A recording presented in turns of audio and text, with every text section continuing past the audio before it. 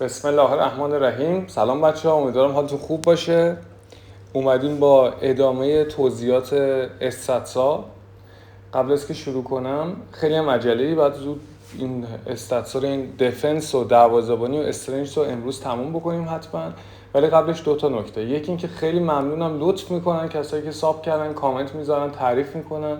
اول تشکر میکنم. دومی که درخواست دارم لطفا سوالاتون رو بپرسین، چون سوالی که شما مینویسین کامنت میکنین شاید این سوال به درد دو نفر دیگه هم بخوره. این ویدیو هم امروز و فردا نیست، شاید 6 ماه دیگه یه نفر اینو ببینه 4 تا کامنت بخونه به دردش بخوره. پس من خواهش میکنم سوالاتون رو بپرسین و از اون مهمتر انتقاد کنید. ببینید من یه مسیری دارم میرم، اوکی؟ نه بابام این کاره بوده، نه کسی رو داشتم، هر چی دارم میرم خودم دارم میرم، چیزی بلد نیستم. از این اون روز اولم گفتم از این سیستمام ندارم که بخوام برم چیزای عجق وجق و اینور یاد بگیرم که کسی خوشش بیاد. من میخوام چیزی که بلدم و آموزش بدم، شاید یه چیزی هم این وسط یاد بگیرم. بنابراین اگه مسیرم اشتباهه و اینا بگید آقا شاید من دارم آروم میرم، کند میرم، شاید خیلی زیادی سریع دارم میرم. پس لطفاً انتقاد کنید. بریم سر اصل مطلب. توی ابیلیتی ها ما یادتون باشه گفتیم هر کدوم از اینا اسمش استاتسه. استاتس یعنی آمار. الان مثلا داره میگه فرانک ریکارد که یه دی ام اف این ابیلیتی ها رو داره و استاتسشون، آمارشون اینجوریه. خب ما تو ابیلیتی های دفاعی هستیم، دفاعی رو میخوایم شروع کنیم. دیفنسیو اورنس. دیفنسیو اورنس همون اتاکینگ اورنس حالت دفاعیه. یعنی چی؟ یعنی عکس العمل به شرایط دفاعی. یعنی شما وقتی حالت دفاعی، چقدر خوب میشه دیفنسیو اورنس رو ما تو سی ام اف مثال بزنیم.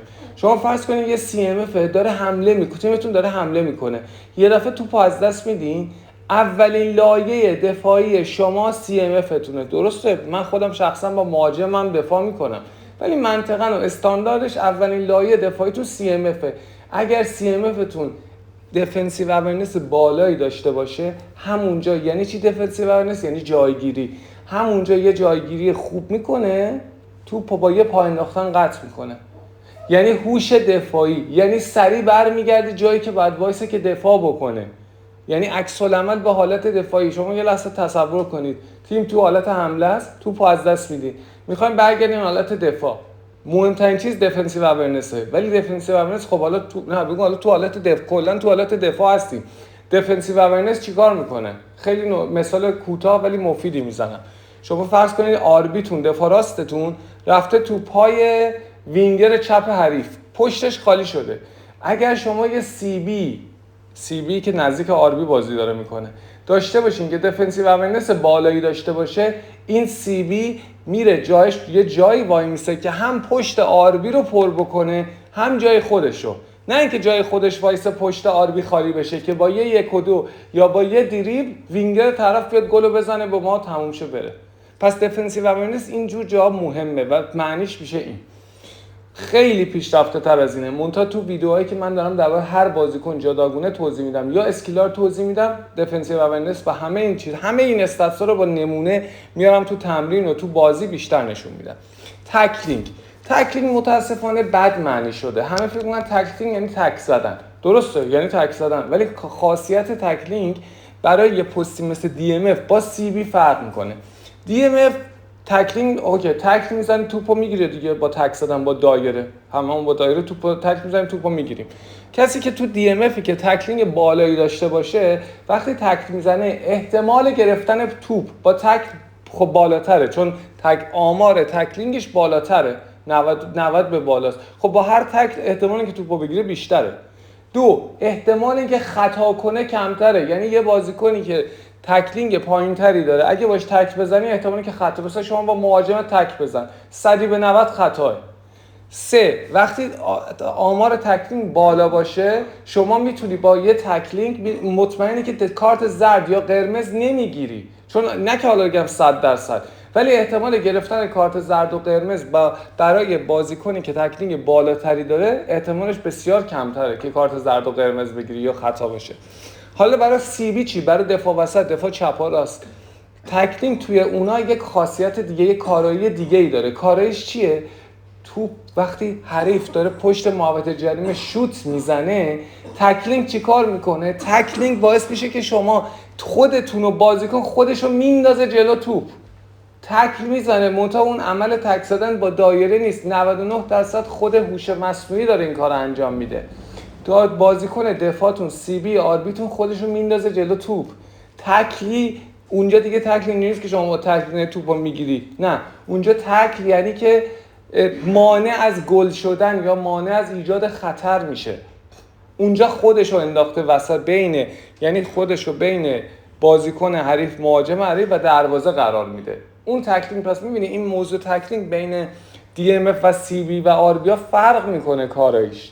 و ولی مهم، حالا من سوال، به نظرتون تکلینگ برای CB ها مهمتره یا برای DMF ها؟ 100% CB ها. DMF ها شما با یه تکل نهایتا میتونید توپو بگی که میدونید این فوتبال تکل نداره تقریبا، ولی سی بی هم تکلو میزنید با دایره، همین که خودشو میندازه جلو توپ. پس برای سی بی تکلینگ بالا خیلی مهمه.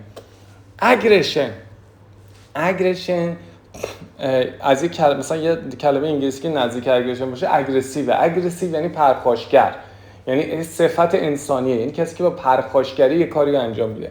اگریشن یعنی فارسیشو بخوام بگم یعنی قلدری، بازیکنی که با قلدری میره توپو از حریف میگیره، تصاحب میکنه. ماست وای نمیشه نگاه کنه وینگر طرف یا مهاجم طرف بیاد رد شه بره. با مثلا شما نگاه کنید، برین تو بازی نگاه کنید کدوم بازیکن اگریشن بالایی دارن. اکثرا کسایی که اگریشن بالایی دارن فیزیک بالایی هم دارن. چرا؟ چون با قدرت بدنی، با همون پرخاشگری میرن توپو میگیرن، تصاحب میکنن. پس اگریشن هم حالا باز توضیحات بیشتری داره.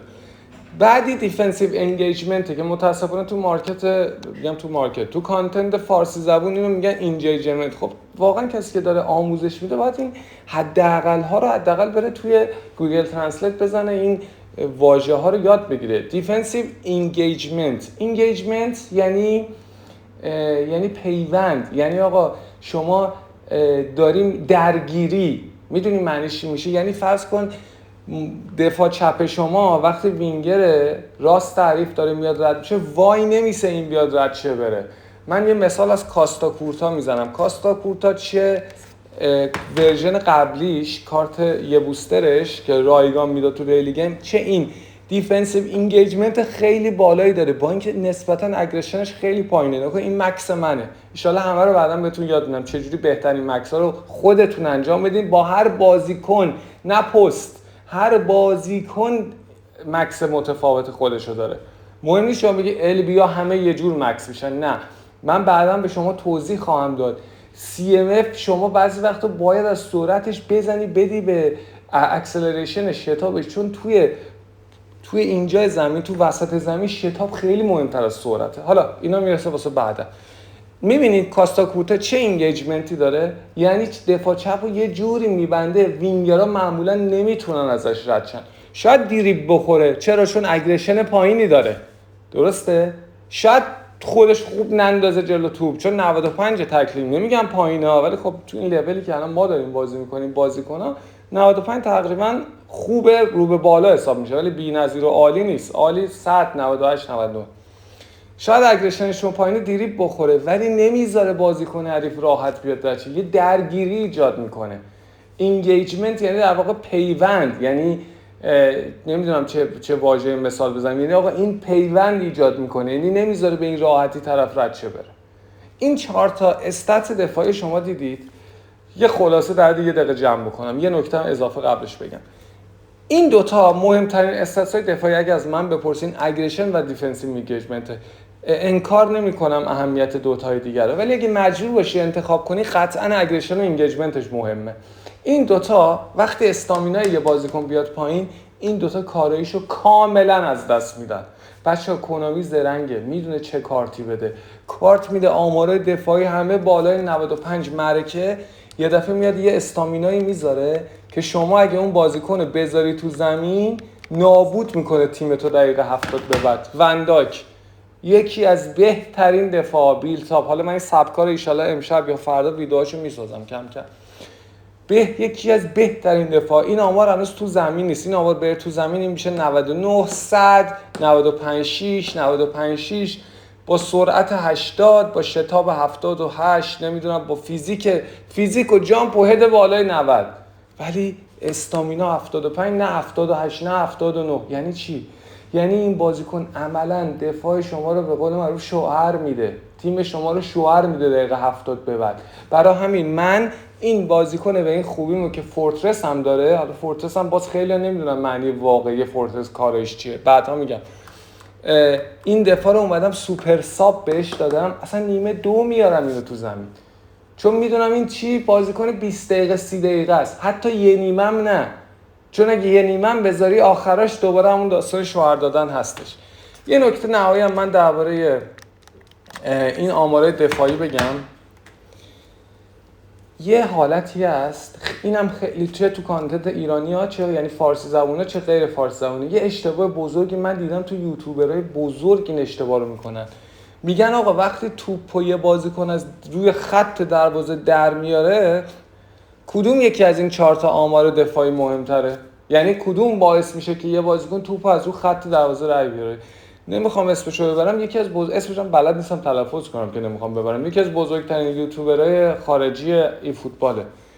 اصلا من تعجب کردم، نوشته بود اینگیجمنت، دیفنسیو اینگیجمنت، یعنی درگیری دفاعی، در صورتی 100% موضوع، حتی اگه بخوای بگی اوکی تکلینگ نیست که خودشو انداخته روی زمین، خودشو انداخته، بگو اصلا نه، با حالت ایستاده توپو داره از روی خط دروازه رد میشه، رد میکنه بره، خب اورنس اون میدونه هوش دفاعی یعنی جایگیری دفاعی، کجا باید جایگیری میکرده که توپ اگه از دروازه رد شد برسه به این دفع کنه. من تعجب میکنم چجوری اینا میگن اینگیجمنت، یارو طرف 100,000 تا فالوور داره و سابسکرایب داره. متاسفانه میگم کسی نیست اینا رو بهشون انتقاد کنه، بگه اگه بکنه حالا خیلی گوشی جنبا ندارن.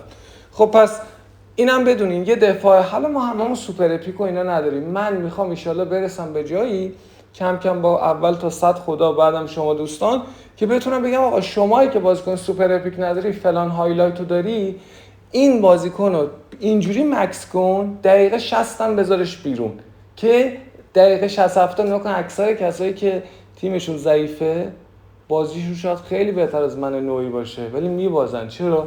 اکثر گلاشون هم دقیقه 70 به بعد میخونن، 60 به بعد، چون نمیدونن آمارای دفاعی به خصوص اگریشن و انگیجمنت با استامینه رابطه 100% مستقیم داره. شما فرض کن دقیقه 70 به بعد اصلا بگو آمار دفاعی انگیجمنت و اگریشن بازیکنت 100، فرض کن دقیقه 70 این 100 اگه این استامیناش پایین باشه زیر 85 88 باشه، دقیقه 70 این 100 شده 50 60. یعنی شما دیگه عملا انگیجمنت و اگریشن نداره دفاعت. تا اینجا داشته باشین. ان شاءالله همین امشب یا امروز ویدیوهای دروازه‌بانی رو ضبط میکنم و براتون میفرستم. ان شاءالله خدا کمکمون کنه بتونیم این ویدیوها رو سریعتر آپلود کنیم.